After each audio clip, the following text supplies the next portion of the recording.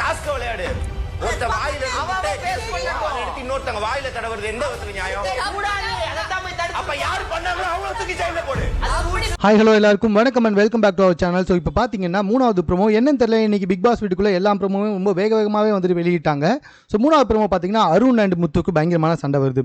சாட்சினா இருக்காங்கல்ல, அவங்க மற்றவங்க வந்து ப்ரோவோக் பண்ணணும், அழுக வைக்கணும் அப்படின்றதுக்காக ஏதோ மற்ற திங்ஸ் எல்லாம் எடுத்துகிட்டு வந்து வச்சு வாயில் வைக்கிறது, கண்ணில் வைக்கிறது, இந்த வேலைலாம் பண்ணிக்கிட்டு இருப்பாங்க போல. ஸோ இதை வந்துட்டு அருண் பேசிக்கிட்டு இருக்காரு. அதுக்கு முத்து வந்துட்டு இது டாஸ்கியா அப்படின்றாரு. முத்துவை பர்சனலாக ரொம்ப பிடிக்கும், ஆனால் சாட்சினாவுக்கு அவர் சப்போர்ட் பண்ணும்போது சுத்தமாக பிடிக்கவே இல்லை. ஏன்னா சாட்சினா பண்ணுற விஷயங்கள் எல்லாமே தப்பு. அப்படி இருக்கும்போது முத்து பிளைண்ட்லி கண்மூடித்தனமாக சாட்சினாவுக்கு சப்போர்ட் பண்ணிருக்காரு. இந்த இடத்துல அருண் அதனால பயங்கரமாக கோவப்பட்டு கத்துறாரு. யோ டாஸ்கா பாரியா, டாஸ்க் தானே யாது, அப்போ டாஸ்கா பாரு, எதுக்காக மற்றவங்களை வந்துட்டு ஃபிசிக்கலாக இது மாதிரி பண்ணணும் அப்படின்ற மாதிரி வந்து கேட்குறாரு. அப்படி பண்ணவங்களை பிடிச்சி ஜெயிலில் போடு அப்படின்னு சொல்லும்போது முத்து சிரிக்கிறாரு.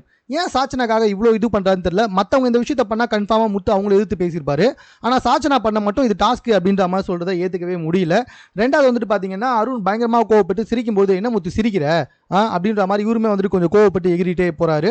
ஸோ பயங்கரமான பிரச்சனைகள் பிக் பாஸ் வீட்டுக்குள்ள வருது. இன்னும் இந்த டாஸ்கால என்னெல்லாம் நடக்க போகுது அப்படின்றத பொறுத்து வந்து பார்க்கலாம். மேலும் இது போன்ற செய்திகளுடன் கூட தெரிந்து கொள்வதற்கு நம்ம சென்னை சேனலை சப்ஸ்கிரைப் பண்ணுங்க. இது குறித்து உங்களுடைய கருத்துக்கள் எதுவாக இருந்தாலும் கமெண்ட்ல நீங்க பதிவு